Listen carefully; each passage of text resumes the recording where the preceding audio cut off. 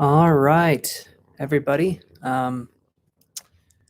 Getting started here. It's not as bright. It's not as cold. I think I'll be able to stay out here a little bit longer this time. So, as always, the kitten is introducing herself. Again, this is little Trixie right here. And she is, well, she's kind of hard to see, but she's right here. She's a good girl. I'm going to move her off to the side here because she's a little too good of a girl. She likes to cling, and she's cute, but yeah. You go play, honey. You go play. All right. Yep. Okay, guys. So hopefully everyone has had a good Thursday so far. I know I have. I mean, it's as good of a Thursday as it can be.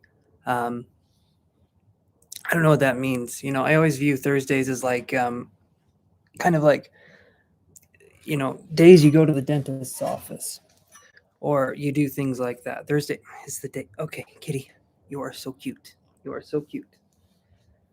No, kitty. No. I love you, honey. No. I love you so much, Trixie. You are a cutie. Just don't want you on my lap. Okay. No. Go on. Okay.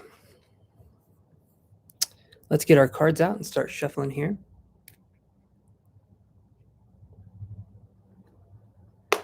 There we go. She's off going to do her own thing. She is an empowered kitten, so she has got it going on. So let's look at Thursday, a little bit into Friday. Let's kind of see here. So I'm going to say this right now, guys. So if you can, I'm going to be doing this probably maybe for 3 or 4 hours. Okay, maybe a little bit less, maybe a little bit more. But when I say that I am ready to call it good for the night, that means I'm ready to call it good. If you guys did pay, but I'm closing down, then the next time I'm on, I will answer those questions. And it'll be next week. And also you can check out my channel memberships down below. Depending on what tier you sign up for on the memberships, you could get access to some free questions and help support the channel. So you guys let me know if that is something you'd be interested in. In the meantime, though, let's shuffle these cards and let's see what we can come up with. I got my handy dandy coffee, okay? This right here is the Ace of Cups for me. Very rejuvenating, all right? Emotionally rejuvenating. Still a little hot. That's how I like my coffee. Oh man, hot coffee's the best. Okay.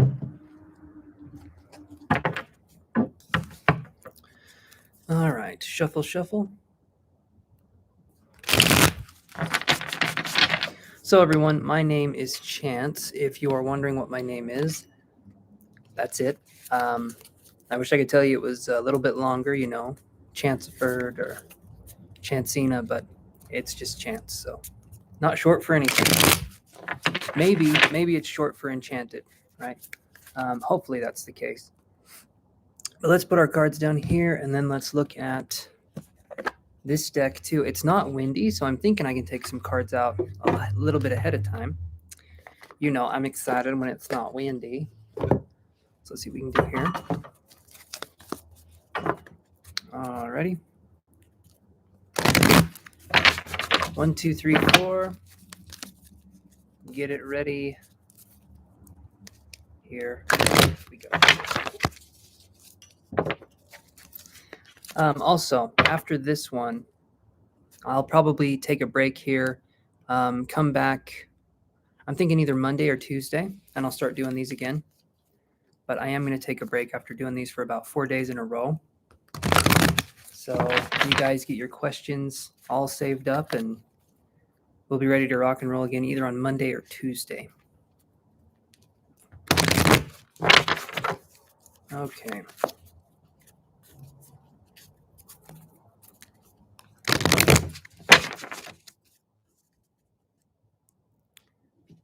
All right, so this is what we have got so far. So this will be for, let's look at we'll look at the rest of Thursday, today, and tomorrow. Okay, maybe the first 12 hours of tomorrow. So until about noon tomorrow. So the rest of today until about noon tomorrow. Let's see what kind of the energy we're looking at here. Okay. Okay. Okay. So right here, we've got the Four of Coins in reverse. You'll see there is some coins that are unattended in a tent. You know, who would do that? Very large coins, actually. So we'll explain that here. Then we have Ace of Wands. Okay. And then again, Queen of Cups. Let me just do this here. Okay, so Four of Coins in reverse. We could be looking at a situation where maybe we're talking to our boss. Maybe we're doing something. When it starts with the pentacles, when it starts with the coins, the discs, whatever you want to call it, when it starts with these, I automatically think financial, or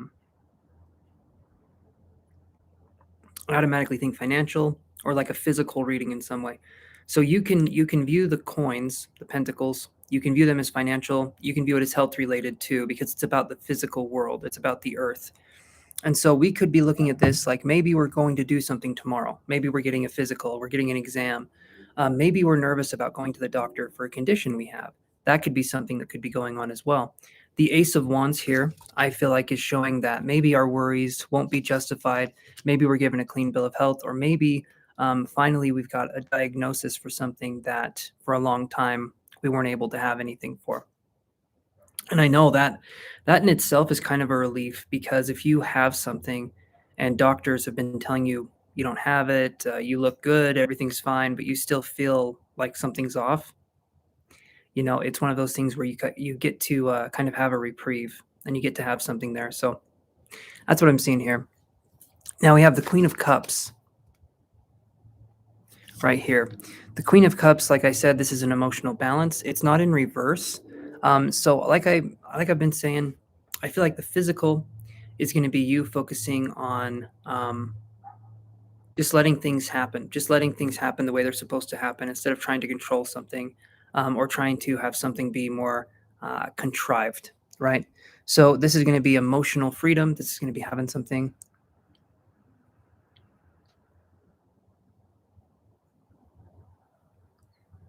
Okay, so Lori says, I'm curious if you have any interest reading upon the mundane in your channel / present day news events, climate change, politics, celebrities, those passed on, etc. I mean, maybe that could be something I look at in the future. I tend to stay as out of the news as possible. For me, it's very biased, and I feel like the news just kind of, a lot of times it makes people upset. There are events that happen. I see some events happening, and but I'm not really into the news or into what's going on in any of those areas, because honestly, I feel like it kind of, yeah. Well, might not be a bad way to get subscribers. I'm just not much in the loop when it comes to doing that. But you're right, that wouldn't be a bad way to get subscribers. I guess when it comes to reading for events like that, I've never really done that before, so I'd have to kind of see how that would work for me, because I've never been someone that has really read events or like celebrities and stuff like that. I've never really done that kind of stuff. But yeah. Well, thank you, Lori. I appreciate that. Simply because, and I'll be completely honest with you, I don't feel like I have enough information. I don't feel like I have enough information to be a source of news. And the very thing I'm trying to prevent myself from, in a biased perspective, I feel like I would give a biased perspective to how I'm perceiving things. And there's just a lot of things that are more, they're more hate-filled or anger-filled than they need to be, you know?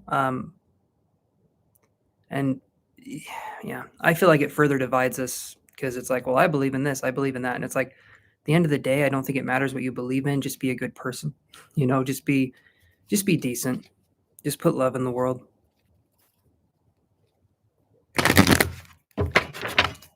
But let's do this. And thank you for saying the wise comment. I appreciate that. That's very kind of you to say that. Let's look at what we get underneath these cards here. Okay, so underneath Four of Coins in reverse.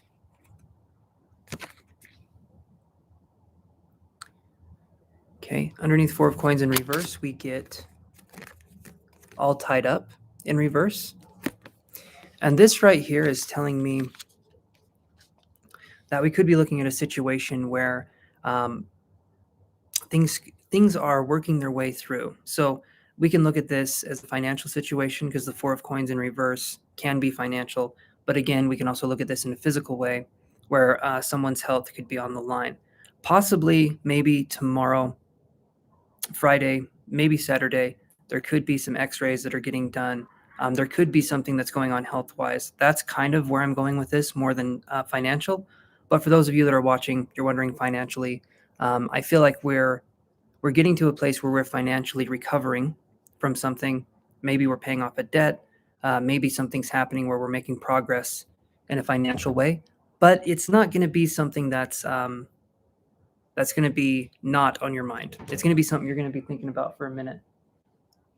So that's what I'm talking about there. Actually,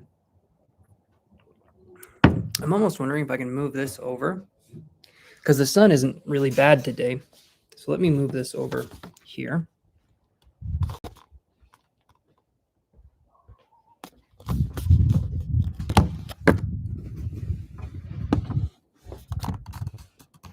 Give me 1 second, guys. I'm coming right back.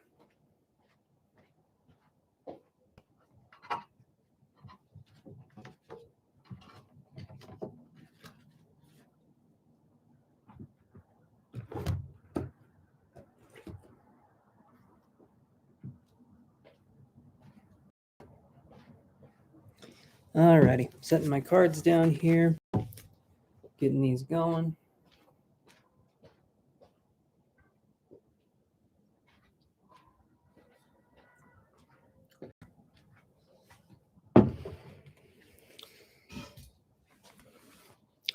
All right, I think you guys can see me better if I'm sitting like this. I don't look like I'm hiding in the shadows. I am. I don't want them to get me, but I think we can move over here and be fine. So good. Unfortunately, the massive amount of readers who generate subscribers on YouTube do so. I find it to be an abject form of gossiping from readers, touting themselves as evolved, etc. Right. And I can see that. Okay, hold on. There's a lot of things in the tarot community that it's kind of difficult to navigate. And if we have unhealed wounds or biases, we are going to be more prone and likely to put that into our readings. I'm not perfect. I'm not saying anything like that. Not at all. But I try to work on my my shortcomings. Only thing that I find wrong with that is that as I uncover my shortcomings, I find more and more of them. You guys can let me know if that's something I feel like I fixed something, right? I get those nuts and bolts tightened on one part of my personality, and then another one falls to shit, right? Another one just kind of falls through. So you guys let me know if that's something you experience. But yeah, so I'm not into the gossiping either. Had a job where I'll tell you right now, a lot of people, because I've heard this before, a lot of people have said that women are gossipers, right? I disagree. Compared to men, men gossip like you wouldn't believe. I had a job I was working at, and the gossiping that was going on there, holy shit. It was kind of scary and pretty toxic. Honestly, it was pretty toxic. I'm trying to remember how I had these. We had the Four of Coins. We had this one. Okay, and then we had this one underneath. There we go. Then we had this one right here. Both of those were in reverse. Okay. Yeah, I've known men to be the worst gossipers I've ever met, personally. You guys can take that however you want. It's just my experience, especially in a smaller town. Anyway.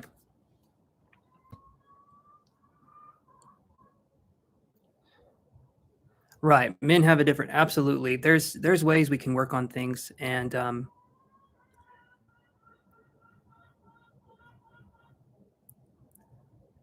there's a chicken. There's a chicken somewhere. I kind of look like a chicken the way my hair is, right? It's a little chickeny, a little bit chickeny. Okay, so let's look at these cards here. And yeah, actually I'm trying to think, because on my journey, right, Lori, when I first started doing these readings, I was doing a lot of stuff like that, like trying to appeal to stuff, not celebrity or gossip or anything, but I was trying stuff out. This was thank you, Lori, you're very kind. This was 5 years ago, around that time when I first started my channel. I was doing a lot to try and be popular or to try and stand out in some way. And as your channel starts to mature, you realize that you're attracting more and more of a kind of a toxic source of subscribers, because you were constantly appealing to them instead of appealing to your true values. And one of the things with self-esteem that I was taught, I talked to my therapist about all this kind of stuff. And one of the things she told me about self-esteem was that self-esteem goes in with your values and how you view yourself as a person. So if you're doing things that you view are in line with your values, that raises your self-esteem. If you're doing things that are going against your values, that lowers your self-esteem. And I'll tell you right now, self-esteem, that's kind of the thing we need. That's the cream on top of the sundae, right? Yeah, very cult-like. Absolutely. So it's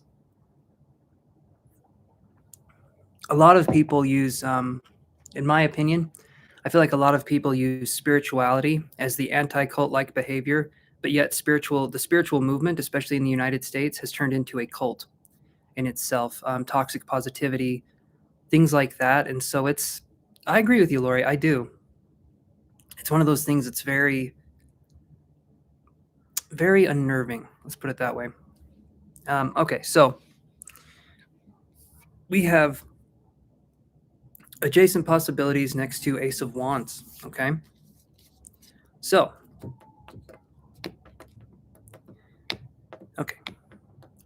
don't clip your fingernails and try and grab things on a glass table. I'll tell you that right now. We got it. Okay. All right, adjacent possibilities and the Ace of Wands. Okay. When I see this, so I watched this the other day with my partner, and we both loved this movie. You know, we rewatched The Labyrinth with David Bowie, or is it just Labyrinth? I can't remember. But it reminds me of this card, right? And when I'm seeing this, and then I'm seeing the Ace of Wands, I'm feeling like it's time for us to start anew. So tomorrow is going to be a big day for fresh new starts. Kind of the end of today, the start of tomorrow. As long as we do hand movements like this, we're good. We're good. If we stop doing those hand movements, bad things happen, but I think we're all right.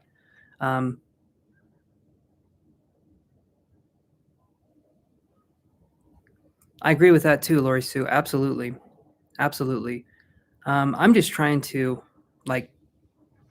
I'm trying to do my best, because I've seen that. I've seen the way that is. And like I said, when we're learning, I feel like a lot of times people start their journey in those kinds of spiritual communities, and then they think the rest of the spiritual world is kind of nutty, or again, cult-like, which it can be. It can, but I try to, and I'm not perfect at it. I've made mistakes, but I try to be as open as possible to people talking, and even if it's a viewpoint that I don't necessarily agree with, I still want them to feel like they can express it, because I'm not a king. I'm not anything on here. I want to give you guys a voice too. And a lot of times people come to this channel and they don't have any other place to express themselves. And so I try to make this a safe space for people, as safe as I can. Again, I'm human. I'll mess up. Maybe I'll get mad at something, or I'll get upset with something that has nothing to do with me. But I'm trying to work on that. I'm trying to work through that. But I have bad days. Everyone has bad days, and okay, Trixie. Okay.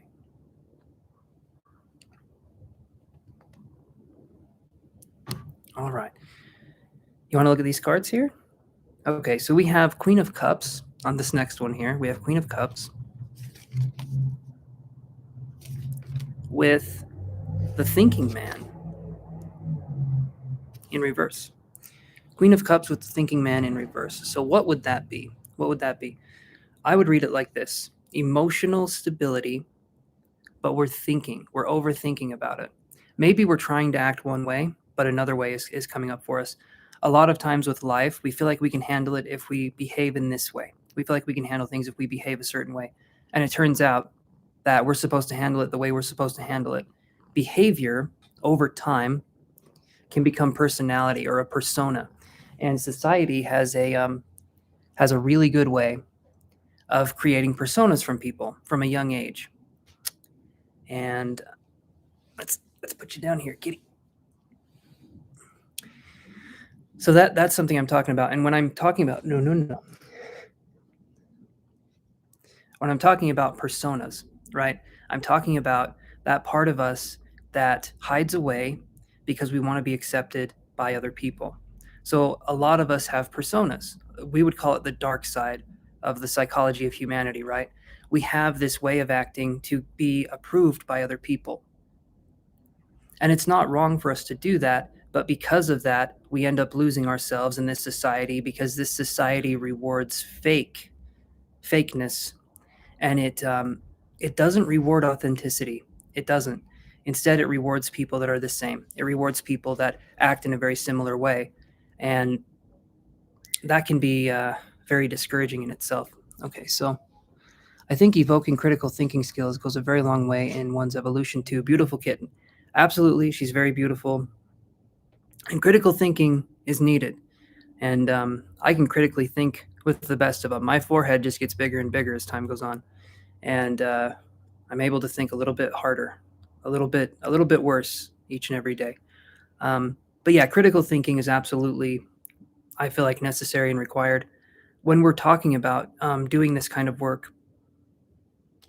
I've had a few teachers, a few people I've learned from, and I've been around mediums. I've been around other psychics. I'm not going to drop names because I don't see the point in that, but I've been around other people, and their values and the way they operate I found was abhorrent. It was awful.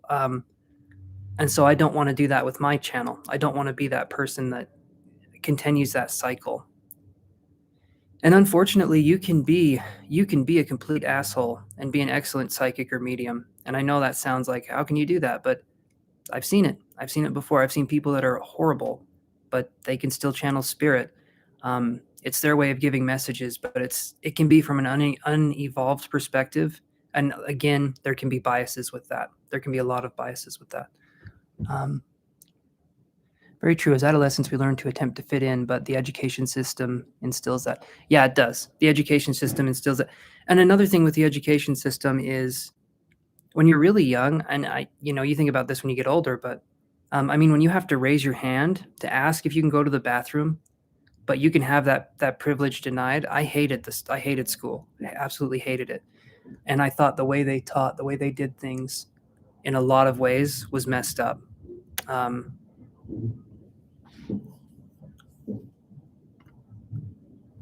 Yeah, they are. Assholes are found in professions. They're found in professions, and they're also found at the bottom of the butt. If you don't have an asshole, something's going on there. And I think it's like 1 in 5,000 babies have to have one created. I don't know why I know that fact, but there you go.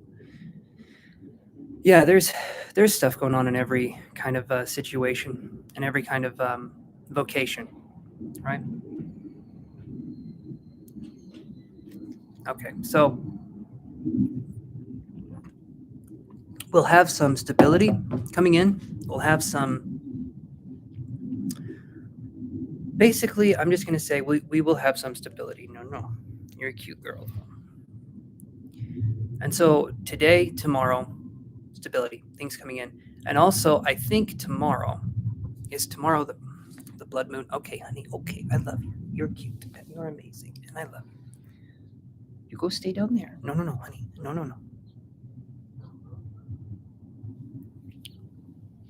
Okay, so yeah, and I'm up for talking about this kind of stuff because I find this interesting, and I had to learn through a lot of stuff, like especially when I first started doing this kind of work, the spiritual work. I viewed psychics and mediums as like gods or deities, something to be kind of worshipped and awed upon. You're like, oh man, they can do that. And as time went on, I started realizing that they are just normal people. I mean, they put their pants on two legs at a time. That's impressive. But besides that, they are just normal people.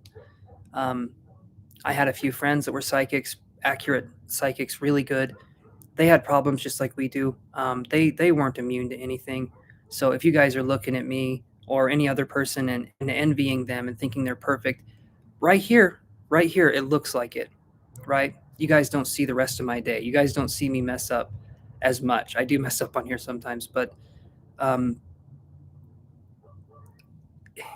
another thing is if you're spiritually minded, you can be so far up in the clouds that it's hard for you to be grounded and in reality. And I've suffered from that. I've had disassociation pretty bad in the past, and so it's not an easy kind of thing to do. And I'm always in my head, always. So I don't have this perfected. Thanks for this most refreshing chat. I appreciate the path you are on and the depth of forethought. Got to run, but we'll check in at a future time. Be well. You too, Lori. You too. Have a good one. Okay, so let's shuffle some cards here. And let's look at, so we have, I'm just going to do one card for the general energy for tomorrow. Looking at that. And so let's move these over. There we go. There we go. Let's move these over here. Let's go like this.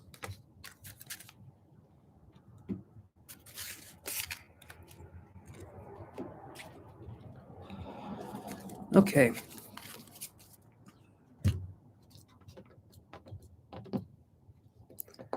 I just want to shuffle the energy deck here and look at what the next card's going to be. I'm having a really difficult time. There we go.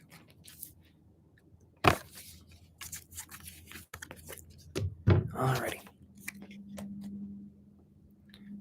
Just going to put this away really quick. I'm thinking what we can do here, I'm going to do a little bit more reading, and then we can do some energy work here. And as we're doing that, as we're doing some energy work, and it's kind of a general sense, all you guys have to do is accept the energy that my guides are giving out, and you guys can be a part of kind of a group energy healing that we can do. So let's read this, and then we can try doing that. Let's see what we got here. Okay. Oh.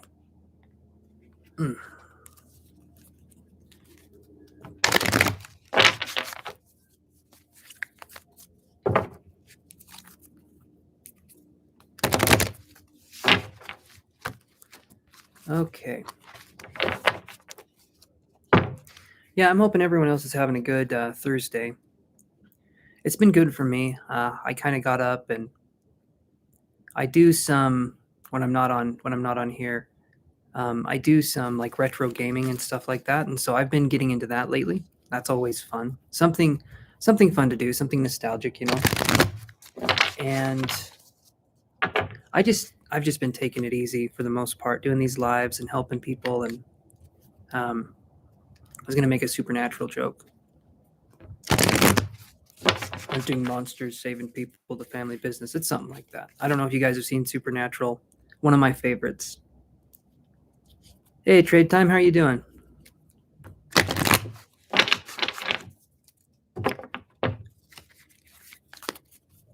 Okay, let's do a couple more cards here. Welcome to the channel too, my friend. Okay, so as we're talking here, we have got the woman holding a heart. So for tomorrow, what are we looking at here? A woman holding a heart. There could be something happening with us, okay, man or woman, where we could have something love oriented coming in a way that feels more passive, meaning we don't necessarily have to try or strive for it. It's something that kind of just happens. So there could be some of us experiencing maybe a message tomorrow from someone we were involved with, or maybe a connection, some sort of connection happening tomorrow. So it's one of those kinds of situations where it's not going to be something we try and do. It's going to be something that happens more organically, right? I'm doing good too. I'm doing good too, Trade Time. Or I'll just call you TT. No, I will call you T. Because TT sounds like titty, and that doesn't sound like. Anyway, I will call you T. That's going to be what we go with. Yeah, things are going well for me. Again, just been taking it easy. But this card here, passive love. That's how I've always viewed it, because it's allowing something to happen without us putting in any effort. And I know in the American and possibly the European way, we always feel like we have to put 100% of our effort into everything that we do. Problem with that is that it's impossible. If we give 100% of ourselves in everything, we're just going to burn out. We're just going to be left kind of gasping for air at the end of the day. Hold on one second. Got to take a sip of this coffee here. But I don't see this as being anything that when it happens, right? We can't force things to happen. It's sort of like we do get this card too. Blossoming Abundance in reverse. So this one's an interesting card. This is one where we're looking at, so love could be coming in, but maybe it's not something we're necessarily wanting, right? And when I say love, I mean what we would consider a connection. A romantic connection could be coming in, not like a true love connection or the person understanding us completely, but like something we would view as a romantic connection. And this right here in reverse, this is telling me that if something does come up, possibly from our past, we have every right to say if we want it or we don't. It's not like we have to choose it. A lot of people get in these relationships where we stay with toxic people sometimes because we think that that's what love is. And as we've talked about on the channel many times, dysfunctional love is something that needs to be healed in all of us so that we don't attract those kinds of people. Because people in those kinds of relationships, they've had trauma. Their partner triggers the trauma, and then they repeat the cycle over and over again because when they were younger, love was shown to them in a dysfunctional way or in a conditional way, meaning get good grades, perform and we'll love you, we'll care for you.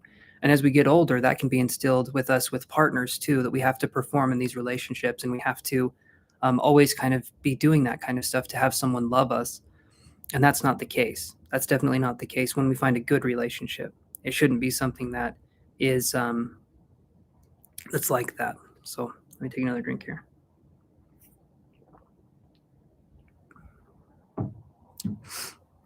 But primarily,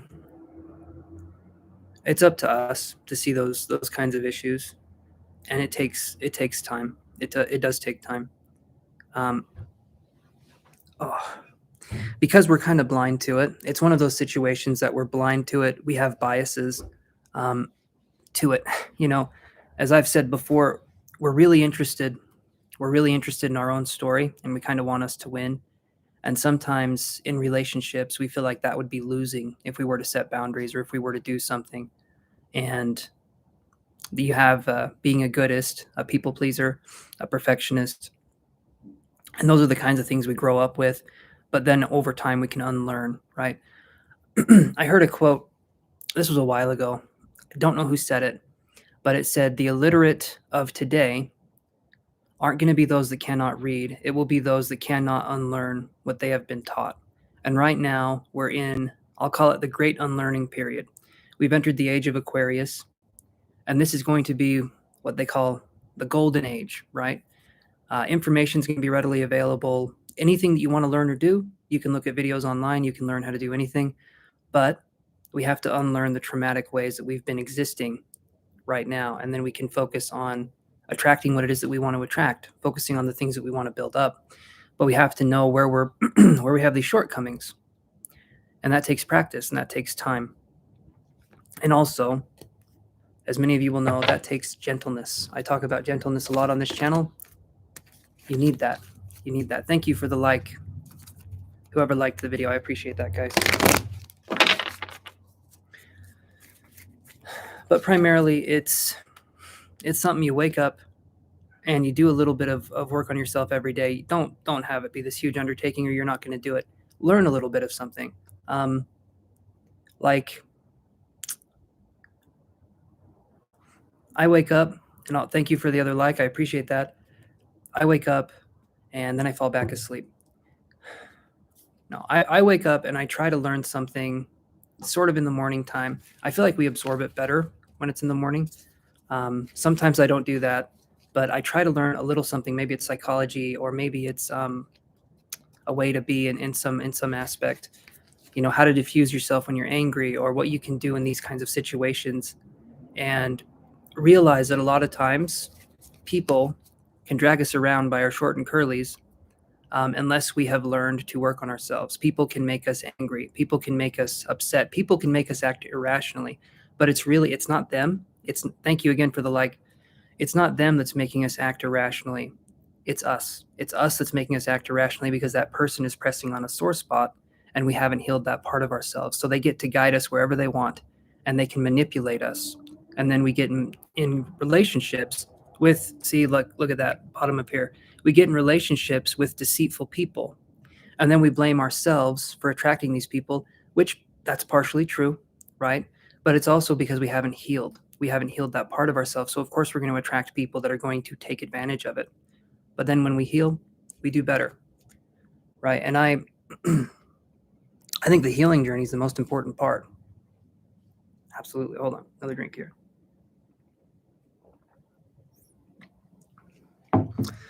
We talk about that on the channel, and I'm going to actually draw some other cards here.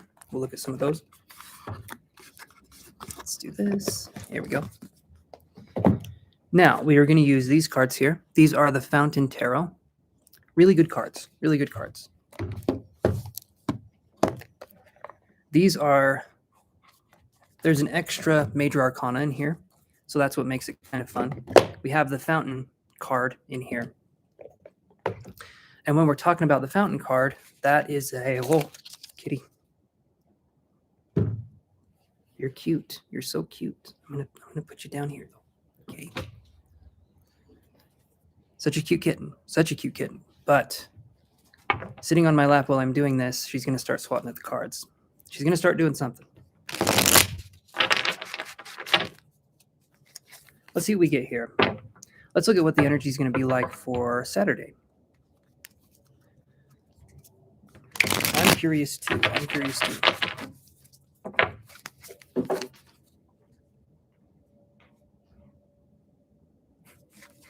She has her favorite rock over there that she goes and plays with, so that's kind of adorable. Kittens are my favorite. Shit. Okay. All right, so let's look at this, you guys. We have got... Oh, okay. Okay, so anyone watching this, if you want here, we don't have any donations that have come in for personal readings quite yet. And I'm okay with that, because we can learn from each other here. So is anyone here interested in learning the tarot, learning a little bit about it? Absolutely free of charge. I enjoy teaching. We can also talk about psychic abilities and stuff like that. Again, I love doing that kind of stuff. If you guys are interested in learning, though, you just let me know, and I can show you a card, and you guys can tell me what you think that card could mean. If you want to do that, we don't have to, but it's kind of a learning experience, and I think this camera is good enough to see some cards here. And I feel like a lot of us know this first card that I'm going to be showing, because a lot of tarot readers tend to think this is an interesting card. So I'm going to hold this up here. Okay, Eight of Wands. All right, this card here, it's an interesting card. It's a really interesting card. Now, the Eight of Wands in any kind of reading, it's going to mean kind of like a fast attainment or fast action. The Eight of Wands is very, very similar to kind of like the Sun card in a way, kind of like the Chariot, where it's fast. It's fast. It's a very fast moving card. And so we would be looking at a situation happening probably very quickly, or like we get blindsided by it would be another way to describe it. It's not like we don't even get to necessarily understand the situation for what it is because it hits us so fast. And I don't know if you guys have ever had a situation where you're doing something and then an event happens and it just completely takes you by surprise because it's something that is out of left field, right? That's the kind of energy we're talking about here, where something just kind of blindsides you. And no matter how much we prepare for things in life, we cannot prepare for the things that we cannot see, right? That's kind of the point, is that the universe throws us curveballs. Okay. So then we have, and I'll read this card here because this one was actually in reverse. So I'll actually say what that means in reverse. So 8 of Wands in reverse. Okay. You do not have to read reverse or inverse readings. You don't have to do that. I choose to do that. Any way that you guys want to read is good. Any way that you guys want to read, you feel comfortable with, absolutely. Try a bunch of different ways, right? No. You're a cute girl. Not again. No. All right. Okay. All right. Apparently we are. Luckily, she got her claws trimmed. Okay, if you sit down. I guess we're going to do kitty cam now. So when we have 8 of Wands in reverse, it's slow moving energy. If you can think of it like molasses on a tree, or if you can think of it like very, very slow moving, that's going to be what we're talking about here. So something being delayed, something being congested is the best way we can describe it, because it's like a thick liquid, a thickwood, if you will. It's like this thing that is very, very slow to flow, or it feels like something's hampering it in some way. And so we get 8 of Wands in reverse, something is blocking a quick moving connection. And a lot of times the 8 of Wands wants to make itself upright. It wants to make itself upright really bad. And what will happen is that there will be a lot of energy focused in a very specific point. Okay. And you guys can tell me if this makes sense. There will be a lot of energy focused in a very specific point, and it will shoot like a rocket because it comes out, guns blazing, it's ready to go. And it can happen possibly when there was a catastrophic event, or possibly when there's something else. It can be similar to the Tower card when this is in reverse. Okay. So that's one way we can read that. But again, it's what it's next to that says what the card could be related to. Because generally speaking, I wouldn't read the 8 of Wands that way every time. 4 of Wands in reverse, but we'll read 4 of Wands upright. So look at this card here. Look at that card. Okay, 4 of Wands. You see people dancing on the beach, right? And I don't know. I kind of think of a rave situation. Everyone's got their lasers and they're going up in the air. You know, we got Bonnaroo or Burning Man going on here, and we're kind of getting in the groove, so to speak. But the 4 of Wands coming up here, this is something where we could be looking at working together. We could be looking at community. However, if it's in reverse, this is us not feeling like we have a stable community or foundation. Okay. And the wands are fire, energy, passion, creativity, expression is how I would describe the wands. And this card here would be developing a new way of thinking, being maybe joining a group, like an improv group or an acting group or a dancing group. Anything like that can kind of be what the 4 of Wands would represent. When it's in reverse, though, it could be feeling like we don't have a community for our creative outlet, or we don't know where to go to express ourselves in some way. So we could be missing a sense of expression. So that's something that we can be talking about too with the 4 of Wands in reverse. I view the 4s in a lot of the decks here. I view the 4s as kind of foundational cards. I feel like you have 4 pillars, you have 4 kind of ways, or 4 cardinal directions, you have 4 pillars, all that kind of stuff. So then we have this one. Queen of Coins. Beautiful, beautiful card. Now you'll notice here when you're looking at her, Some decks, and this one's kind of hard to tell. This one's actually really hard to tell. I don't think she's pregnant in this card, but I'm not sure because I can't see. I wear glasses, so obviously I don't have the best eyes. I don't see what's going on here completely.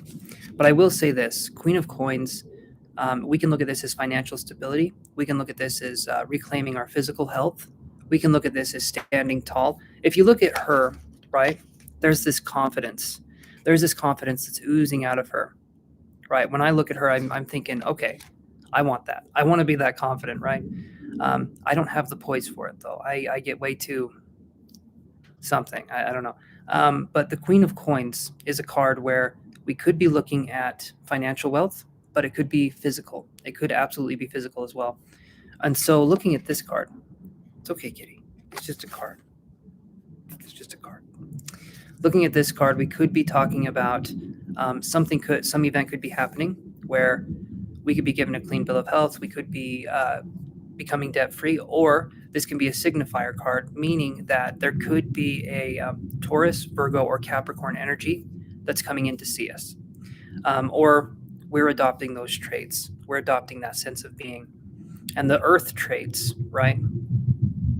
For Virgo, Taurus, and Capricorn, we're going to look at stability. So Taurus is usually stable and stubborn, right? Those are kind of the two things. Capricorns are kind of perfectionists and workaholics, and Virgos are analyzers and I would say kind of hermits, right? And the Virgo card is the hermit card in here. Virgo is the major arcana for the hermit. No. Astrology sign for the major arcana, the hermit, is Virgo. That's the right way to say that. So that's something you can look at as well, is that there's different ways of expressing these kinds of cards here. Do you guys have any questions about the cards or psychic ability or learning symbols or anything like that? If not, that's okay, but we can absolutely do that. We can do some questions.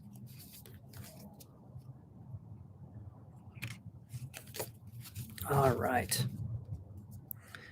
So let's do this again here. Let's shuffle some more cards and kind of see what we can get.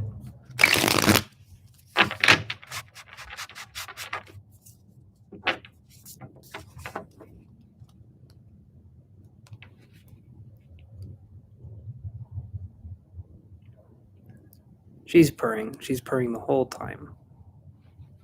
All right. You ready? You ready for some cards? All right, let's do this. Okay.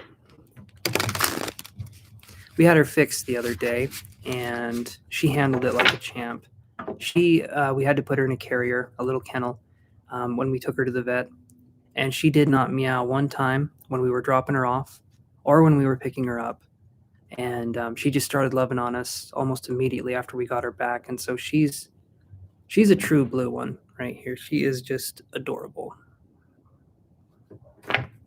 It's okay. It's okay, Trixie.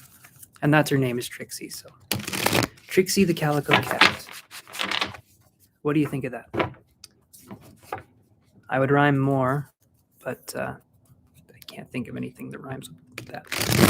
All right. Let's do this here. So we got, ooh, that's not a bad one. Ooh. Okay. So let's look at this one first. My little friends. Let's look at it. Feel free to talk in the comments if you guys want to. You don't have to, but I do love a good conversation. So we have Knight of Swords. Okay.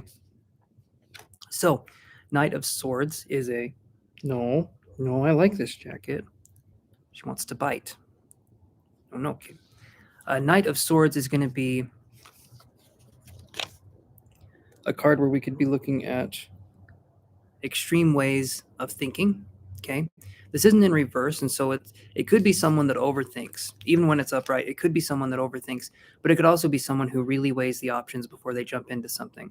Generally, when we're talking about mental energy, when we're talking about swords, or we're talking about don't bite, when we're talking about that kind of stuff, we're looking at Libra, Aquarius, Gemini kind of energy. And those cards are about thinking. They're about the mental energy. right? The swords are all about the mental energy, the mental world. And it took me a long time. It took me a long time to learn that the mental world is different from the emotional world. I feel like I only became emotionally aware a few.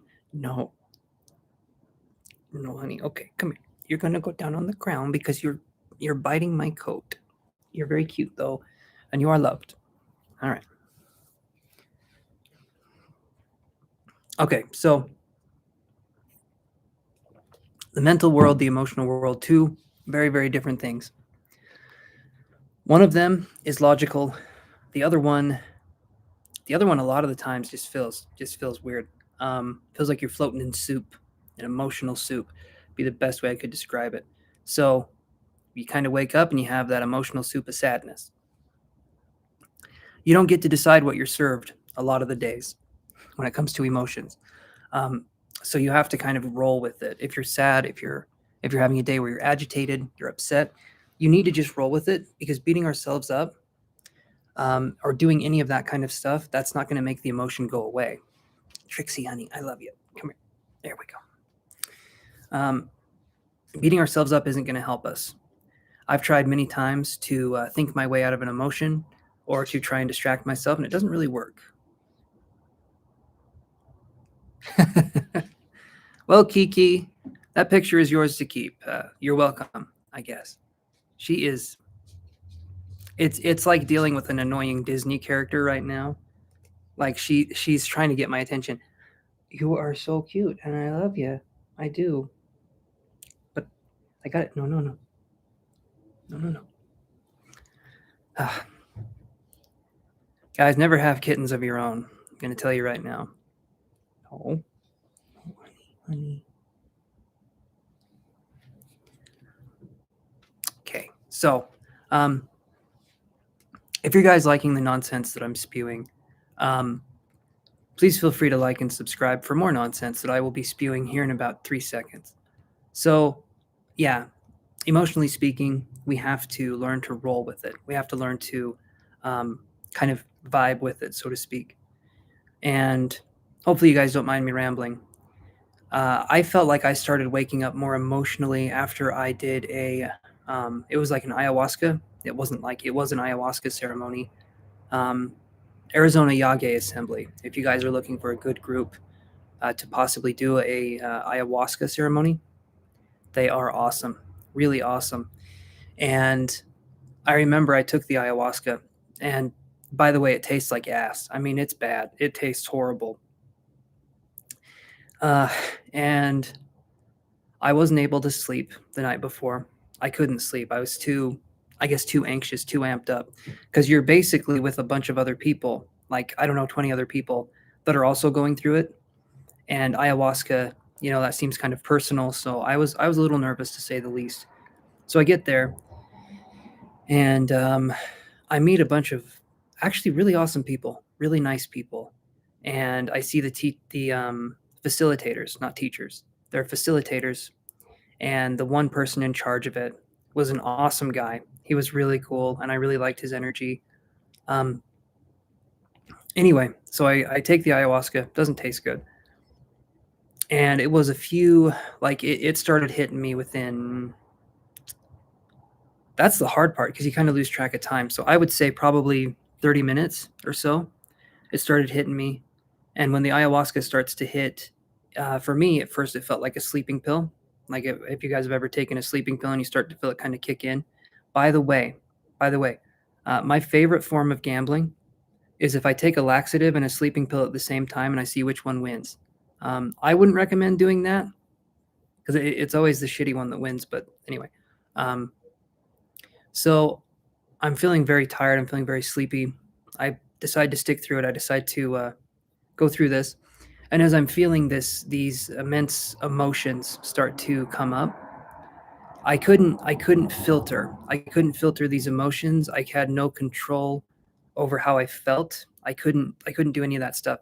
But I'll mention something here in a second that I think is really interesting about ayahuasca. So they call it ayahuasca isn't a hallucinogen. They call it a visiogen. Like if your eyes are closed, it can give you visions. Very, very few people hallucinate on ayahuasca. It's kind of like you're feeling things more deeply than normal, much more deeply than normal, especially for me, because at that point in time, I wasn't someone I would consider a feeler.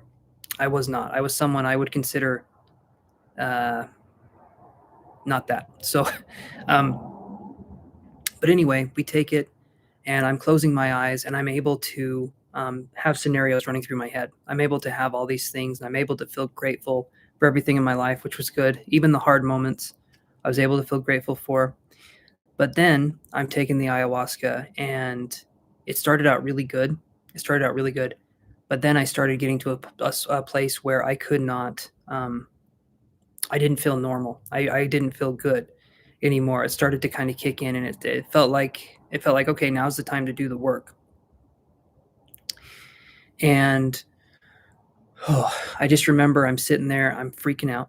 I'm having a hard time here. And I go up and I talk to the main teacher person, facilitator. And he tells me, he puts his hand on my chest because I'm freaking out, and I'm trying to think my way out of this. I'm trying to think my way out of these emotions that I'm feeling. And he tells me that I have to let go. I have to stop thinking. I have to just allow these feelings to happen instead of trying to stop them, instead of trying to, kink the hose, so to speak. And he had a way of being very nurturing, but at the same time had kind of this powerful presence. And I hadn't felt that before in my life from a male figure, right? I've always felt that male energy was more like distant, more assertive, more controlling. And this was very different compared. Um, and I'll get to the interesting part here. So I'm having this experience happen. And when you're on ayahuasca, you will purge. Let's call it purging, because it's not quite like throwing up. And depending on the situation, you might have the opposite of stuff coming out of your mouth. You guys can figure that out. And yeah, so it's one of those kinds of situations. So I'm feeling sick. I'm feeling really sick, and then I finally do the purging part, and it's insane. It's insane emotionally how I felt connected to my stomach. And then when I had this purge come out, which it wasn't like throw up, it was very different. Very different. It was, not to be a TMI, but it was like more thicker, like mucusy kind of a consistency, and very, very unpleasant, because it did not feel normal at all. And everyone else was doing it too. You're like spitting in this bucket. You have a little bucket that you get to spit in, and that kind of takes care of that. But here's the interesting part, right? So I'm on ayahuasca, and I decide to take a second dose of ayahuasca, and this was probably 3-4 hours after the first one, and it hits you pretty hard. It wasn't anything that was super, super powerful, because ayahuasca is this kind of, it's not like LSD or mushrooms, right? It's not like that. Well, mushrooms a little bit, but it's more like this gentle force. And I came to find out that it has a consciousness of its own. Ayahuasca has a consciousness of its own. And what happened was I took the second dose of ayahuasca, and I started to feel it kicking in. And as I was feeling it kicking in, it immediately was like, you know what? Anxiety. And I was like, oh, okay, I don't have a choice here. And I remember um, saying in my mind, I remember saying, I don't want this. I don't want this right now. I was feeling tired. I was feeling like I couldn't quite do it. And then after I said, I don't want this anymore, like I wanted a reprieve from it, immediately, I mean, it was almost immediately, like 30 seconds later, the feeling of being under any kind of ayahuasca just left. And that's the part that I think is interesting. If anyone is looking to start doing like a psychedelic kind of journey or something like that, I wouldn't call ayahuasca psychedelic, but that's a good place to start, because it's incredibly gentle, and you can say how deep you want to go. Because when I told it to stop, when I said I can't do this, I didn't have to. The feeling immediately left, and it listens, because ayahuasca is known as like, it's kind of like the medicine of Mother Earth. And so you're basically taking the consciousness of the earth, and it's helping to expand your awareness. Yeah, man, that was an interesting experience. That was one of those experiences that I would want to do again, but that was like 4 years ago, and it kind of takes a lot of courage to do that kind of stuff. And at that point in time in my life, I was feeling courageous. Now, if someone said, "Let's go do it," I'd really have to think about it. Not that it was a bad experience, because it wasn't, but it was intense. And then I even had the option to stay for a second day and wait until nightfall to do the next ayahuasca trip. And I said, nope, I'm good. Because it takes a lot out of you. I mean, literally, it takes a lot out of you. I threw up. But that's kind of the situation that I'm talking about here. I have no idea how this relates to the cards. Yeah, I kind of lost my train of thought there. I'm going to be the old man that rambles. I'm definitely going to be the old man that rambles on. So how are you guys doing? What's going on there? And do you have any questions about the ayahuasca experience? There's some stories that I thought were really interesting. Some people were talking about having psychic visions, because I honestly believe that when you're on ayahuasca, it expands your aura and it makes it so that you can perceive psychic information. And you get in a circle, right, sometimes after you do ayahuasca, and then you talk about your experience if you want to share things about your experience. And one of the facilitators was telling me one time there was the students came, or the people that took the ayahuasca came, and they were sitting down in the circle, and one person said, "This is really weird, but I was having memories that weren't my own. And I felt like I was a kid and I was experiencing this and this and this." And the other person turned and said, "Well, that was my childhood. That was exactly my childhood." And so someone else was helping another person heal their past childhood traumas. And when they purged, when they got rid of that energy, that helped them to heal. And other people, oh, I'm sorry, Kiki. That's not good. I hate it. I hate loud neighbors, honestly. You can imagine I'm as quiet as a church mouse. But yeah, I don't know what a church mouse is, but that sounds like me at the moment.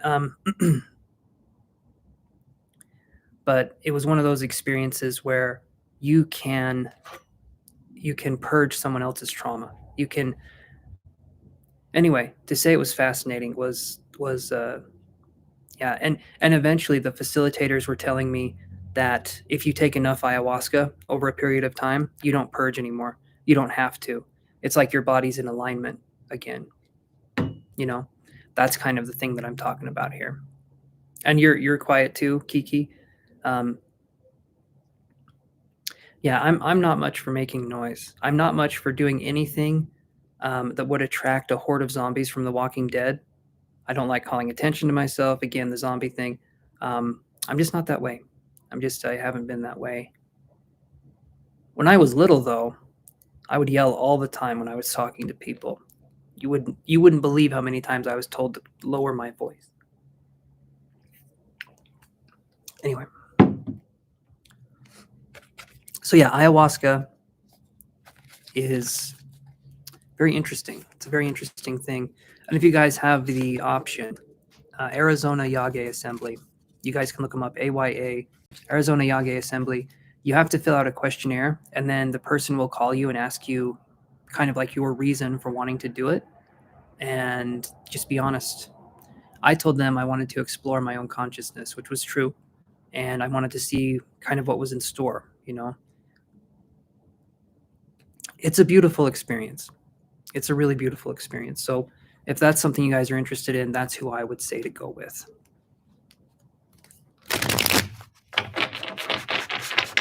Let's look at some other cards here. And if you guys have any questions, anything you want to do, spiritual questions, we can do those for free. Or if you have personal questions, things that you're wondering about, it's $10 a question or $25 for 3 questions. So you guys let me know if that's something you want to do. In the meantime, we'll shuffle some cards.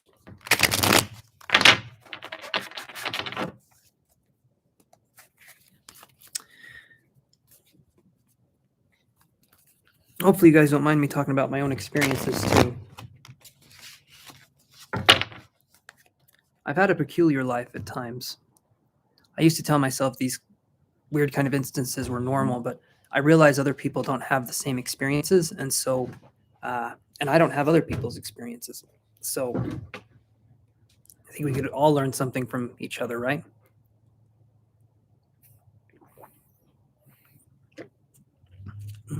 Okay, let's shuffle the cards here.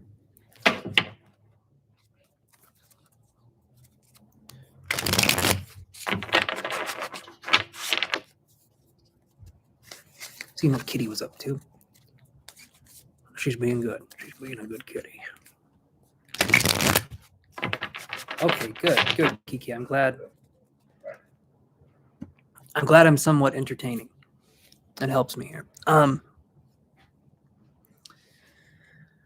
So let's see. What would be an interesting story? What would be something?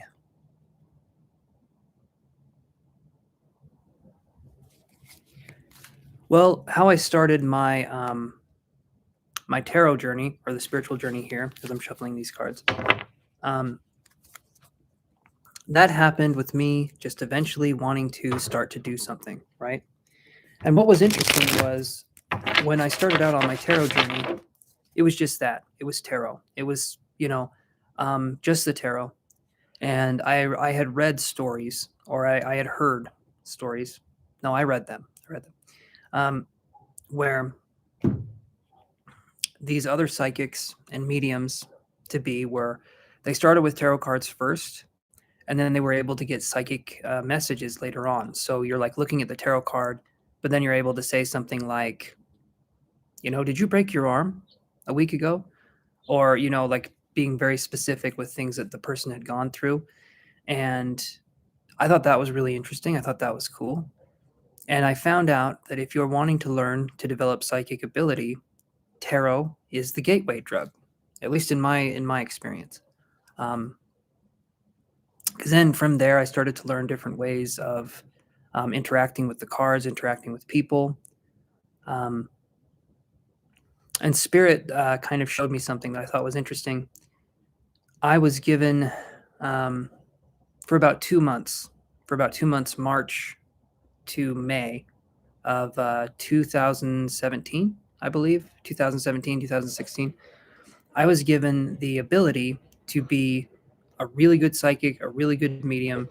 Like I could tell you guys stuff about yourselves. Maybe you didn't even know. But it was like Spirit was giving me a sneak peek of things that I would be able to do eventually, because over time, the ability started to wane. My connection wasn't nearly as strong. And so I think that's interesting. And apparently that's something that happens with some people. They're given a sneak peek at what they could possibly do with the potential that they have. And then you kind of go back and you have to learn how to build yourself up to get to that point again, or to go beyond that point. And I'm still working my way up there. It seems like it's hit or miss sometimes for the psychic part. The tarot part's always there, but the psychic part is something that takes a minute for me to build up. And then learning to trust yourself, that's a big one too. A lot of times you'll be given no. All right. A lot of times you'll be given information, and you're not going to want to tell it to the person. Okay. I'll give you an example right here. So I was around March, right, of 2000. I think it was 2017. Around March, maybe 16. Anyway, I remember waking up one day, and no exaggeration, I knew I could do mediumship. I just knew I could do it. I knew I could speak with loved ones that had passed on. I knew I could prove evidentially that life existed beyond physical death. And this was not like me. This was not like me at all. I just had this surge of confidence, like I could do, not like I could do it, but like I was very confident about it, and that's not like me.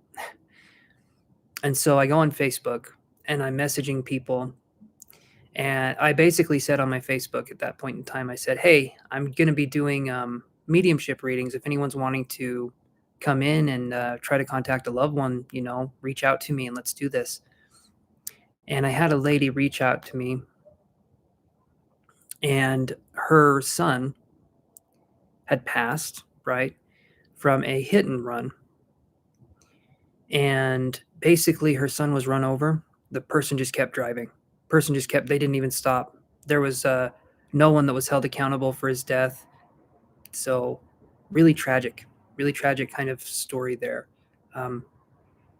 Hey honey. Yeah. Really tragic story. And so she was telling me, or rather I was telling her some things about her son.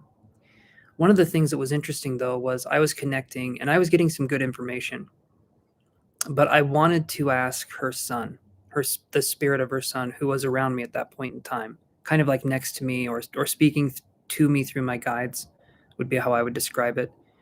And I said, give me something that shows beyond a shadow of a doubt that who I'm talking about is you. Give me something very, very evidential, very specific to you. And when it comes to not wanting to say things that come up, this was one of those. Okay. This woman was grieving. Her son had died. I think it was 2 or 3 months before. And the one thing I got in that situation was that I smelled a fart. Okay. Not even kidding. Can't make this stuff up. I smelled a fart. And for about 30, 40 seconds, I was sitting there and I was like, I am not going to tell this woman that when I asked for evidence from her son, I'm smelling a fart. But then I said, okay. And I told her, okay, I'm smelling a fart. That's this kind of whole thing. And she didn't tell me anything about his personality in this way, but she said he was the biggest practical joker. And the one thing he would do is he would fart like constantly to make people laugh. That was his thing.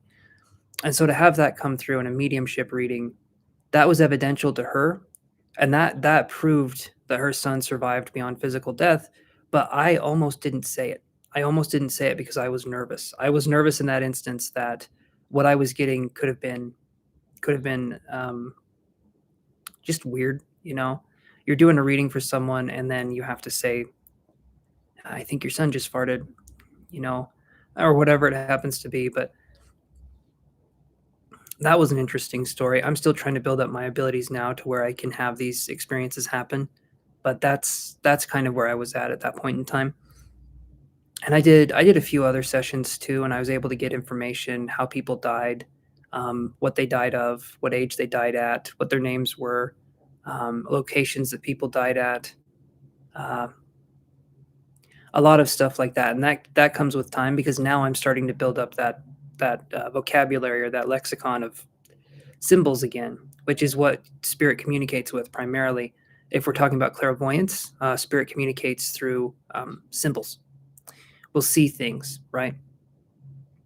That's sort of the whole thing, is that we'll close our eyes, or we can even have our eyes open and we'll see something. Claircognizance is where you just have information come in your head out of nowhere, but you know it to be true. You know it to be fact. Okay.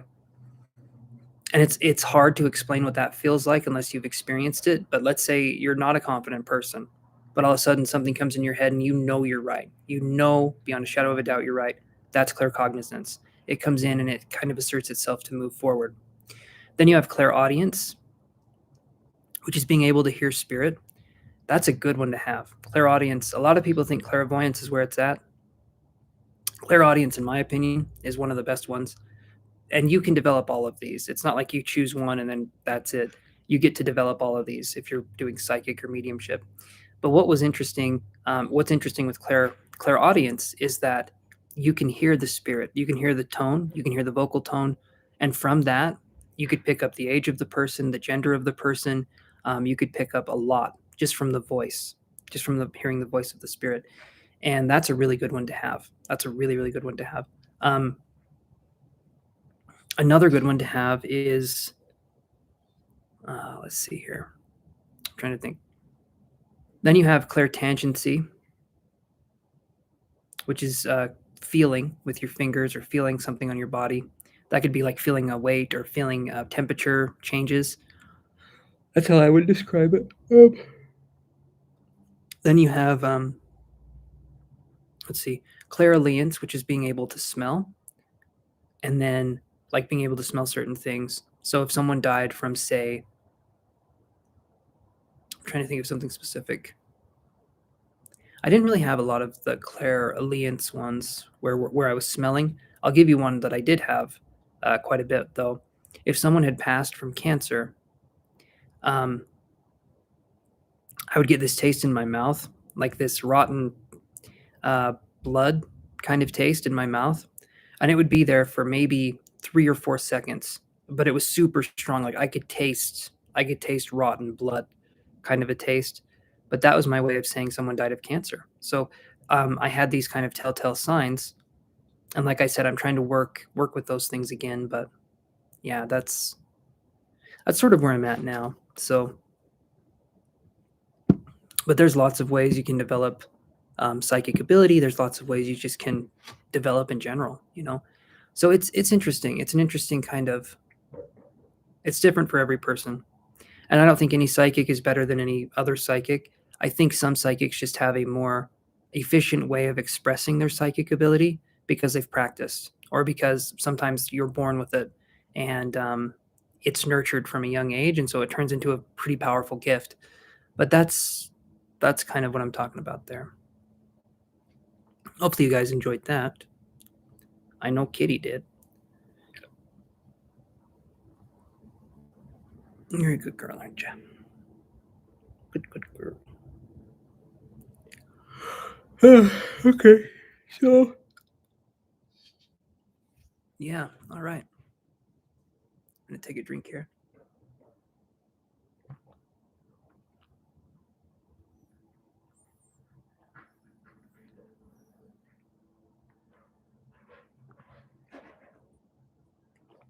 I think I'm actually gonna go inside here, but you will join me, I hope, and I will see you guys in just a second.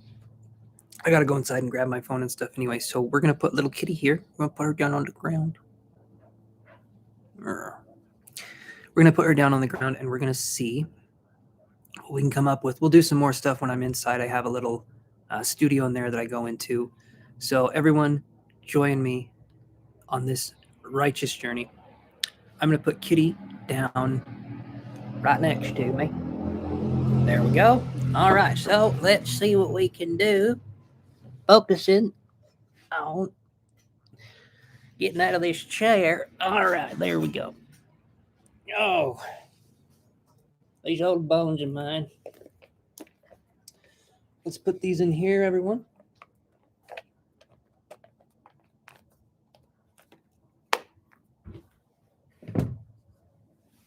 Okay.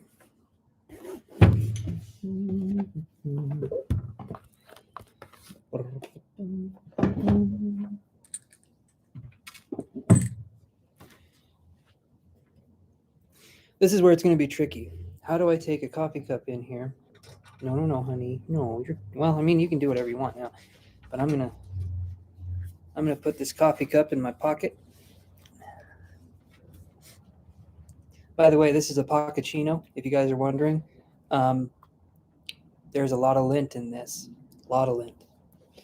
Let's do this, Kitty. No.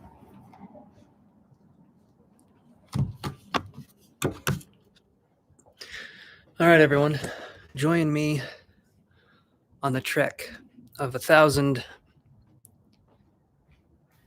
like micro steps. We're gonna get in the house here, and we're gonna see where I'm gonna put you guys.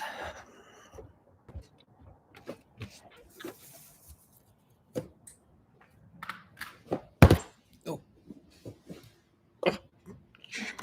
shoot! No, Kitty. All right, so everyone, I'm gonna set you down here.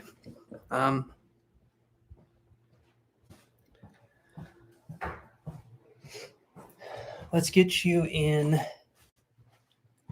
right here, everybody. And like I said, I have a little table I can use, and I've got some lights. So everyone, sit tight for a second. I'll get everything else set up.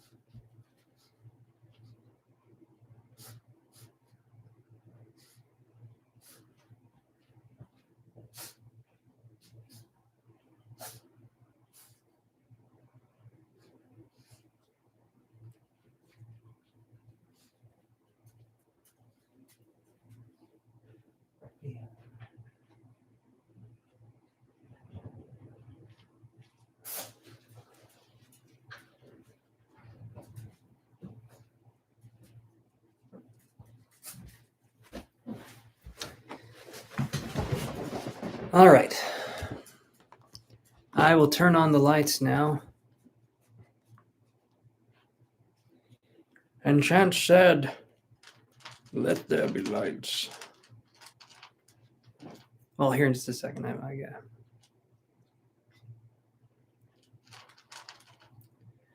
There we go. A little bit easier to see me. A little bit less fuzzy. Not on my face though. That's always fuzzy, like little man Peach. All right, so let's do this here.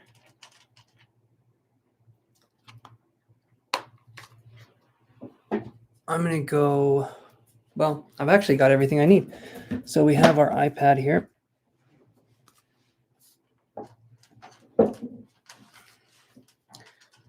Or as I like to call it, my handy dandy notebook.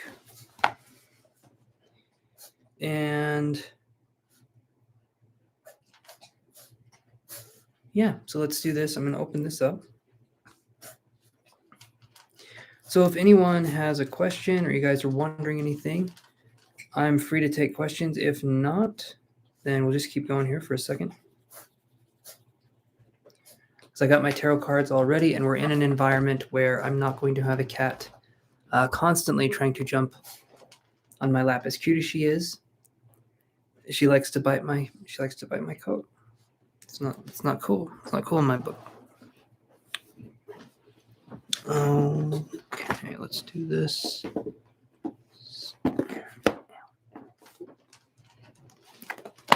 All right, got everything we need here for our readings.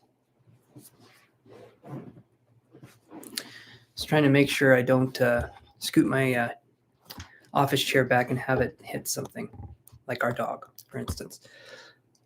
Okay, so let's shuffle these cards up.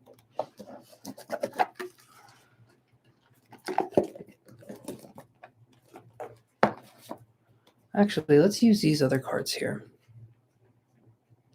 Until we get people coming on and donating for a question, we can just chat here. If anyone is wanting to do a question, though, you guys let me know.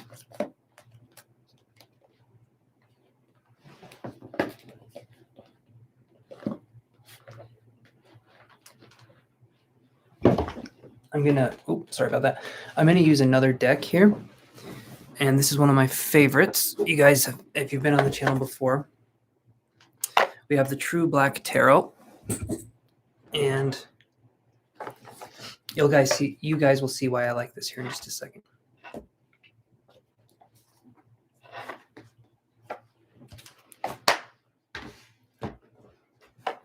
Okay, let's do this. Move this out of the way.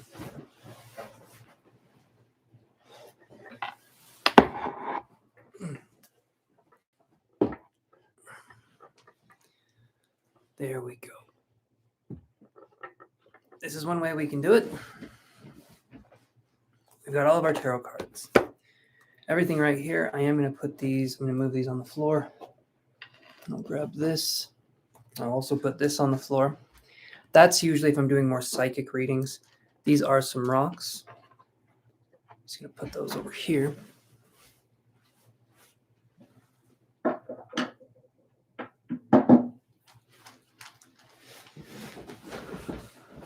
Okay. So here's what we've got to look at. And hold on a second. Okay.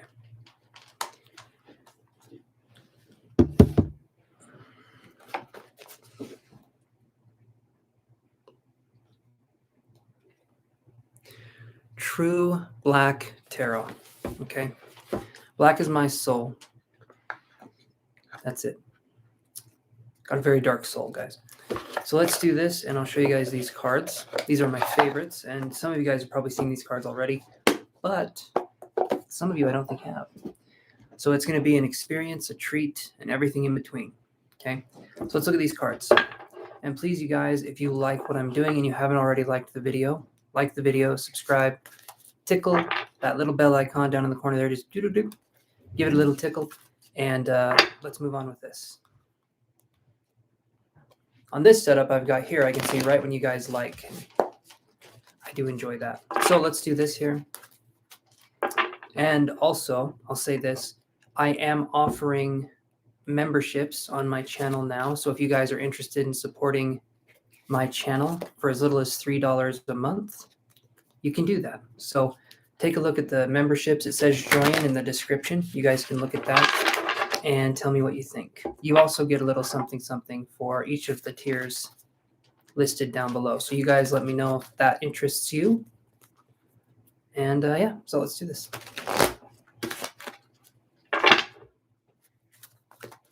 Let's do this again. Oh.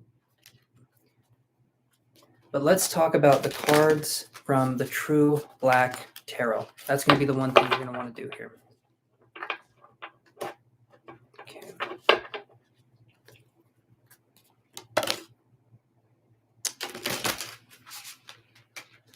Okay, this is going to be the first one. This one popped out. I normally don't do readings like that, but this is a thicker deck. So let's look here. We've got the Four of Cups. You can tell it's the four because it says IV on there. IV, if it's 1 before the V, if it's I before the V, that's 4. If it's a V, that's 5. And if it's a VI, that's 6. And with Roman numerals, the other ones too. IX is 9, X is 10, and XI is 11. Just something if that helps you guys. Okay, so we've got this card here, the Four of Cups. The Four of Cups is an interesting card. I'm always going to say that it's interesting because that's kind of my go-to. But if you notice up here, there's a flower. And the flower is taking this energy and going into these vines here. All right. And as this energy is dripping into these vines, into these cups, it's showing that humans, or rather the person that I would be doing this reading for, would be needing to rest. There needs to be something where we can fill our cups back up. Because you'll notice here, most of these cups are full, but the one that's right up here is not. Meaning that we need to be more rested and rejuvenated because we're not quite at full capacity. So, you know, let's say we're working on something, we're trying to do something, and we're not all there. We're not present fully. We can't quite focus on the things that we need to do. That's going to make it really hard for us to, to get anything done in general. So that's one of those things. So hold on one second here, guys.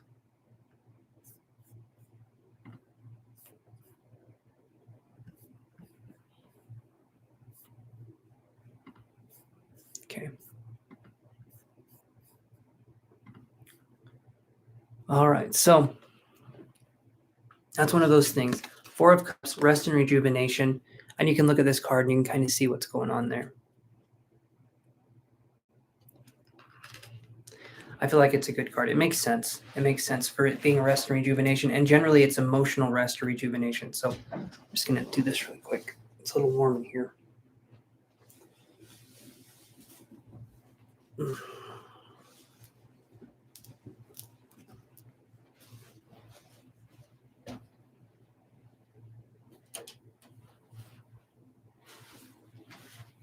Okay. So, with that being said, we're going to roll up our sleeves all the way up to our shoulders. So you guys are going to be watching me do this for a minute. No, I'm just kidding. Can you imagine, though? Can you imagine a sleeve roll all the way up to the shoulders? Let's do this here.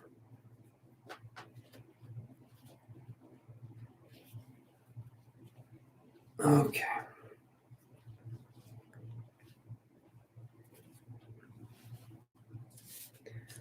That works for what it is. Okay, that works.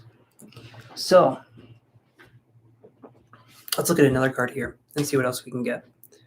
Let's do this, and boom. Okay, this is a good one. Knight of Swords. You'll notice there is a knight. There is movement. There is jumping. So the Knight of Swords is about the air element. The fact that this knight here is in the air is showing that there's movement in mental energy. And you can see kind of something being left behind here. So we can almost view this like thoughts coming out of the knight. There's something here that the knight's trying to express.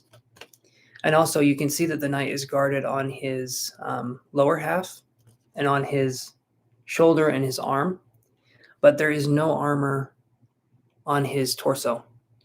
Kind of a big point, you know. You're not going to be in a sword fight and someone's aiming for your leg. Not usually. So the fact that he's unguarded right here, it could be showing that there could be vulnerability with the way we're thinking, or there could be something that we're missing. For instance, armor in a sword fight, kind of an important thing. So that could be something we're talking about here. And again, the Knight of Swords we had in the other reading. Knight of Swords it can be Gemini, Libra, or Aquarius. And again, it represents the air signs, mental energy. The knight of any suit, of any the knight of any of the suits is going to be a card of, it can be like extremes, right? So if we had the Knight of Cups, that's a really good card and it can show emotional maturity, but it can also be someone who could be emotionally extreme.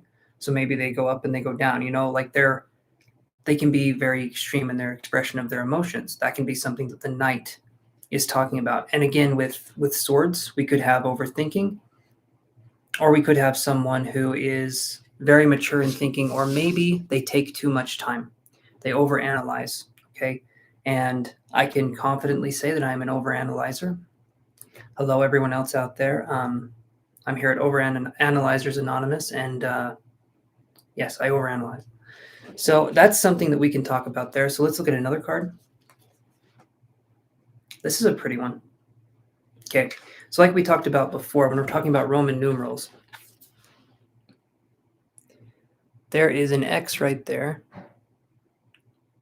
That means this is the 10 of Cups, okay? The X is 10, the V in Roman numerals is 5, and the I is 1. And then there's many, many more numbers that go into that, but those are the ones that people see the most. So we have 10 of Cups. Again, this represents emotional fulfillment, getting ready to move on to something else. So this could actually be a few things. I could view this as a few things. It could be the end of a toxic relationship.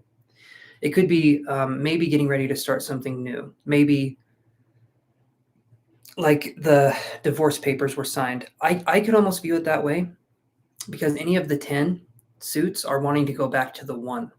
So if we have the 10 of Cups, it wants to go back to the 1 of Cups. So this could be the end of some emotional journey, and the start of another one is yet to begin. So this is like emotional fulfillment, but also getting ready to start the cycle all over again, because that's kind of how we roll, so to speak. So this one here would be, you are dotting your T's and crossing your I's. My eyes cross automatically if I take my glasses off, and so that's something. But that's what I'm talking about here, is that emotional fulfillment with the 10 of Cups, or we're on our journey for emotional fulfillment. So the 10 of Cups, really good card generally to get in a reading, and it shows that the emotional journey of this particular thing is coming to an end, but it's coming to kind of a climactic or a good ending. It's not a bad ending usually. It's something that's and this is interesting too. So then we have another 10 card. This is the 10 of Coins, or the 10 of Pentacles. Okay. Hold on. Let me hold that out here. The 10 of Coins, or the 10 of Pentacles, is a really, really good card, because this one describes getting started on the journey. This can be, we talked about this being possibly physical health, right? Or we talked about this being tied to financial compensation in some way. But that's kind of, you can read this card in so many different ways. But when I see the 10 of Pentacles, it could be maybe we started a business and now maybe we're wanting to start something else. Maybe we feel like this business we're done with. So it could mean something like entrepreneurship, right? Like you're someone who keeps starting new business ventures, or someone who's focusing on creating the next kind of thing that way. So it's another 10 card. It wants to get to the ace.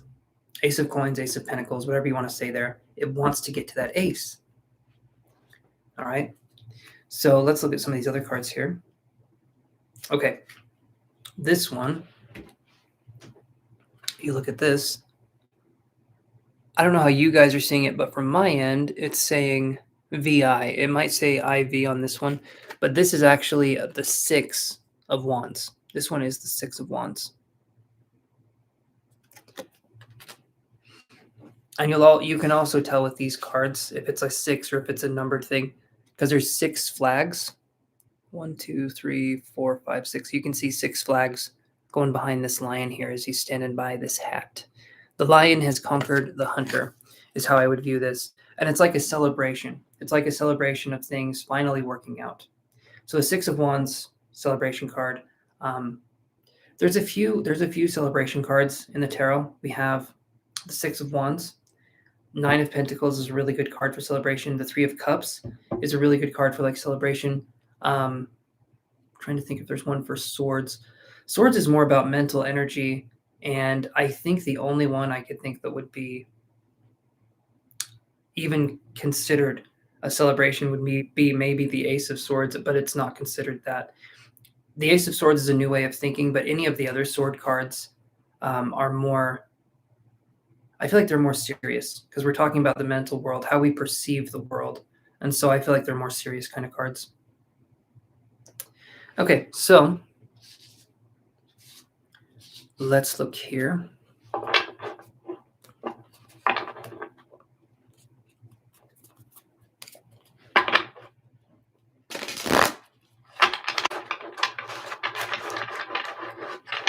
Alrighty, so let's see what we can do here. I think at this rate right now, guys, maybe I'll only be on for another 10 minutes or so, and then I think I'm going to call it good. But I will be here for a minute. If we start getting people coming in and wanting to do some paid readings, I will stay on, but it's seeming a little slow today, so that happens sometimes. So here is Justice in reverse. This card, this is a really good card. When it's in reverse, though, it's a little bit different. But like I was talking about earlier, Justice can be maybe you win support, like custody for your child. Again, this could be signing divorce papers. This could be winning a legal battle.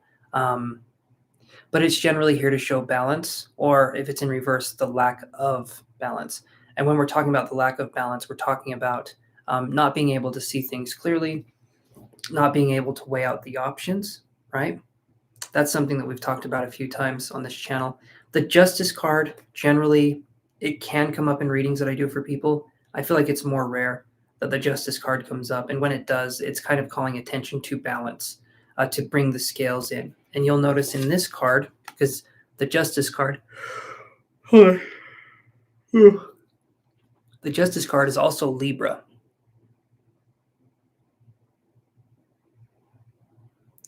The Justice card is also Libra, and you'll notice the scales that they're holding here. And I think that's the Libra constellation in the background.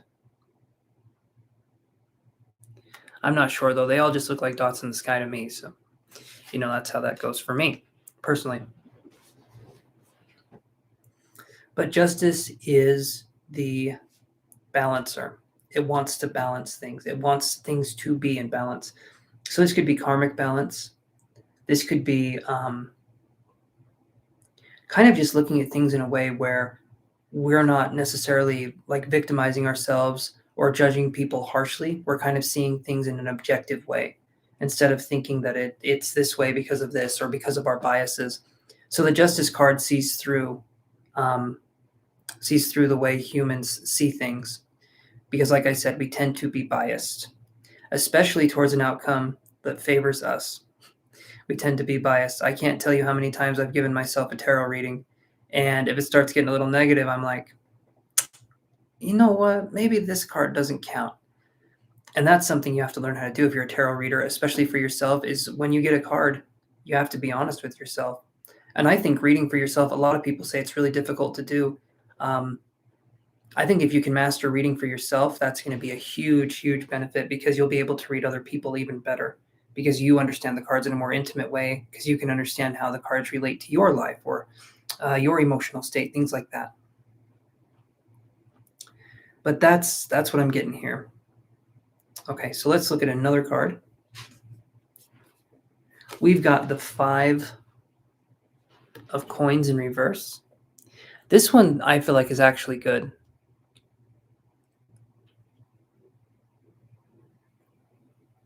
The 5 of coins in reverse is like, it'd be like the opposite of going into a or recovering from a financial loss. Let me say it that way. It would be like recovering from a financial loss. Maybe we get to recoup some of our investment, or we get to not be put on the line for everything. We don't lose everything in these kinds of investments. It's something where we're focused more on just kind of allowing ourselves to recover financially. This also could be a card, again, we could be talking about physical health as well. I could almost read this card like maybe we're recovering from like a fall or a broken bone. You could read it like that too, because there's some broken stuff here. But when this card is upright, it's a card of financial ruin, or it's a card of maybe your physical health is suffering. And it can be dramatically. We can be talking about the physical health suffering dramatically. So that could be something too. Absolutely. So I'm thinking here, unless we get someone coming on here and wanting to do a paid reading, I think I am going to peace out here after I read this next card. So let's see here. Maybe we can get some people in. We'll see. All right. So we have the King of Coins in reverse. All right. And if you guys are watching this now, please, you guys can reach me through my website. I'm probably not going to be on until Monday or Tuesday of next week. And so if you guys need to, you can reach me through my website and we can book a reading or an energy healing session. You guys just let me know, okay? And like I've always said, I do not bite very hard. So don't worry about that. But let's look at this here. So we have the King of Coins in reverse. I'll actually show you this.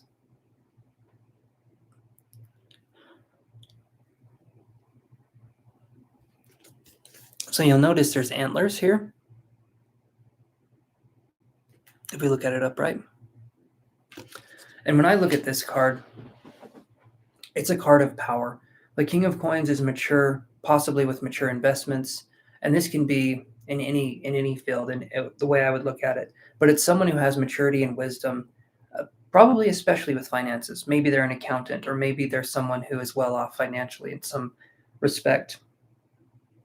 When this card is upright, it could also be a Taurus, Virgo, Capricorn individual trying to help us with money or financial endeavors. Or maybe they're trying to take care of us after an accident or something's happening that way. There's a lot of ways you can read the cards, but primarily, again, the Pentacles, to me, it is definitely about either financial wealth or physical health, okay? And those two rhyme, and so you guys can maybe remember that. Good card, though. It's a mature card. I'm so sorry, guys. I keep yawning. Okay, so let's look at some other cards here and see what we got.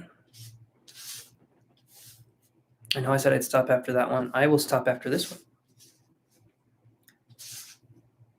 I'm just setting these cards out, making them look real nice here. I'm a Taurus, and so I do things like this. All right, two more cards, and then I'm calling it good for the night if we don't get anyone coming on here. Judgment. Very cool card. Look at that. Look at how powerful this person is, how poised they are, ready to go. Not even a person. It's actually quite a bit. And you'll notice they're holding a crown of thorns. They have a spear, and their side is cut. So it's kind of like a Jesus figure, if you want to look at it like that. And this is really interesting too, because judgment is generally, it's not about judging other people. In reverse, maybe we could read it that way, but judgment upright is about heeding the call, heeding a spiritual call, understanding the spiritual call. And that could be being called to do energy healing. That could be being called to do tarot. It's basically like the universe saying to us, what are your spiritual gifts? What are your abilities? What do you feel like you can bring to the table? And then it's up to us how we respond, because it's like the universe is giving us an option. We don't have to follow it. We don't have to do anything, but the universe is saying, well, you can look over here for an option. You can look, you can see. That's what I'm talking about. Judgment card is about being called to purpose, and more than likely it's a higher purpose. And when I say a higher purpose, I mean helping people, doing something where it's not just us benefiting from it, but it's also helping the world, And I could view this as, yeah, we have our spiritual workers, we have things like that, but this could also be maybe being a social worker, maybe being someone who's taking care of kids in the juvenile detention system. It's basically like being someone who goes above and beyond. Maybe the universe is saying, we have the resources, we have what we need. Let's go out there and find people that are less fortunate and help them. That's another way I would read this card, because there is a lot of there's a lot of power in these cards, especially in the Judgment card, because the Judgment is also card number, I think it's 20. It doesn't even say on here. I think it's 20. I can't remember for sure, but it's higher up there in the major arcana. And so it's definitely one of those cards that is very, very powerful in the way that it expresses itself. Okay, so let's look at some other cards here and see what we got. And remember, guys, please like and subscribe on the channel if you guys like what I'm doing here. Ten of Swords. This card doesn't look too bad, does it? But you'll notice on all the other swords, those birds are stabbed. Not all of the swords, but most of the swords have stabbed birds on them. And that's showing that the mental energy, the air energy, the birds, that has stopped. So the Ten of Swords is overcoming a very difficult mental situation. Maybe we're under a lot of stress at work, or there's something going on with family and friends, but there is a situation going on where it's starting to come to an end, and we're starting to finally feel a little bit of relief and release from it, but we're still in that mental state. It could be intense anxiety, it could be depression, but it's like we're coming close to that part of our lives ending. So it's good. It's good because it's like we're getting ready to start again. And you'll notice, yes, there are stabbed birds, but there is also a bird on top of that, and there's a sun behind that bird. There's like a yellow or orange energy around that bird, showing creative expression, if you want to look at the color, because there's one pop of color and it's showing that. So it's showing that even through difficult times, we can get through it if we can express ourselves creatively. A lot of times when we're in the mental, like we're stuck in the mental goo, so to speak, all we have to do is look at things differently. And I know that's hard to do. I know we have a certain way of looking at life, our perspective. But if our perspective is making us depressed, or it's not making us very happy, then I think it would be time for us to focus on another way of perceiving things. So let's look at this card here. So then we have the Two of Swords right here. Two of Swords in reverse. And this is a card that is going to be saying, what choice do you want to make? Any of the two cards is going to be talking about choice, generally speaking.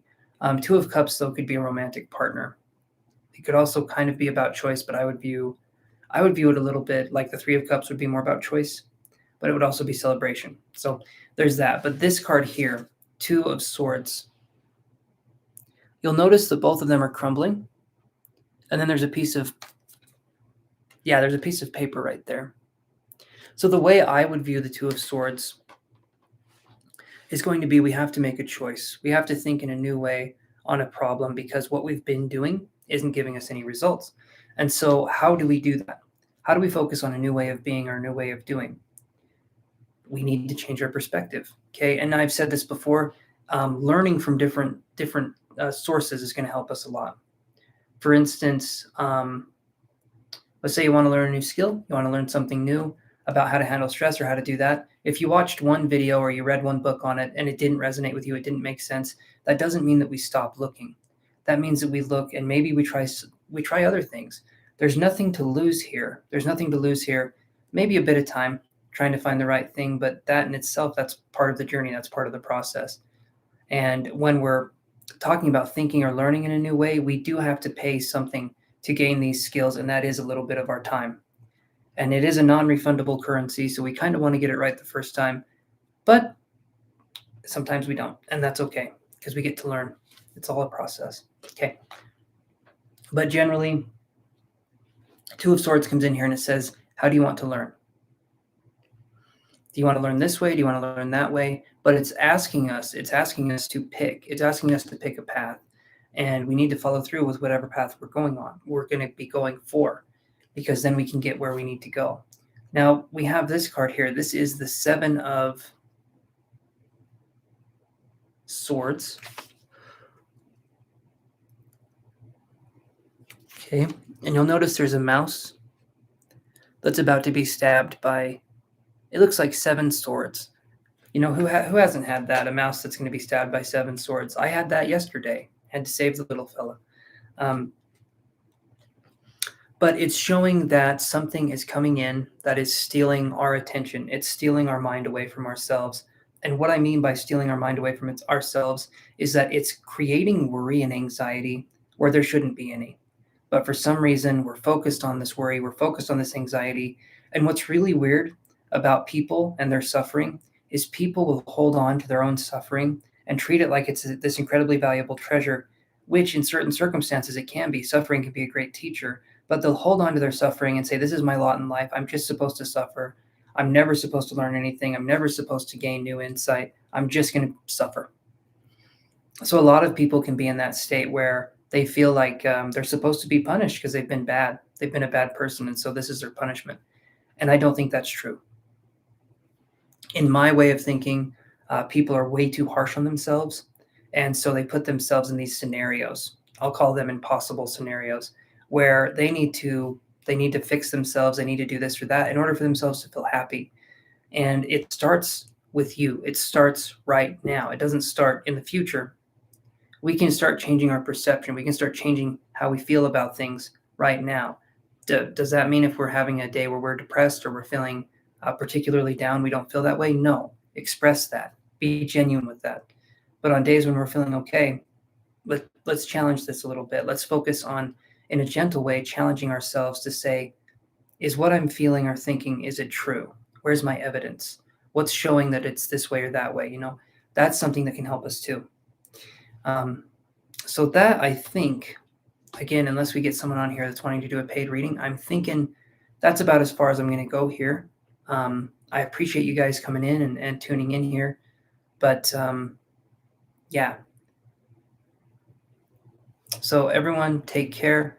I'll see you guys. It's either going to be Monday or Tuesday. Please like and subscribe on the video if you guys wouldn't mind. And I will see you guys then. Take care, everybody. Have an awesome weekend. And toodaloo, everybody.